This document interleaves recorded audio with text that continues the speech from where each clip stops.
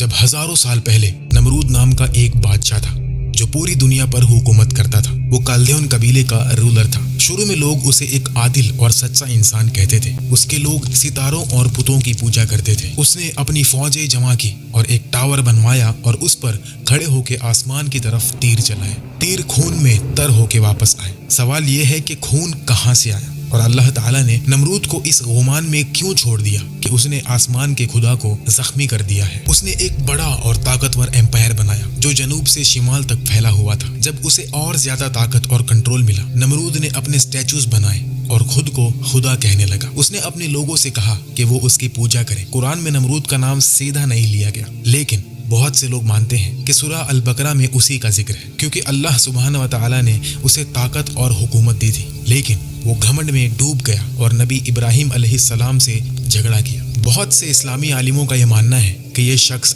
نمرود ہی تھا اور وہ بیبیلون اور پوری زمین کا سب سے ظالم اور کھونکھار حکمران بن گیا۔ نمرود دنیا کا پہلا شخص تھا جس نے کہا کہ میں خدا ہوں۔ اس ظالم شخص نے بیبیلون شہر بنایا اور لوگوں کو تکلیف دینا شروع کیا۔ تاریخی منبع کہتے ہیں کہ نمرود نوح علیہ السلام کے فرزند حام کی نسل سے تھا۔ وہ حام کا نواسا اور کش کا بیٹا تھا۔ مانا جاتا ہے کہ حام کے خاندان سے آنے والے لوگ تاریخ کے شروع میں سب سے زیادہ جنگجو اور سخت حکمران تھے۔ انہوں نے انسانی تقدیر پر قابو پانے کی کوشش کی اور بڑے بڑے کنگڈمز بنائے۔ کوئی کہتے ہیں کہ انہوں نے مصر، لیبیا، عربیہ اور ہندوستان جیسے ملکوں کی بنیاد بھی رکھی۔ نمرود تاریخ میں ایک بہت طاقتور شخص تھا اور دنیا کا پہلا اور سب سے بڑا بادشاہ کہلایا۔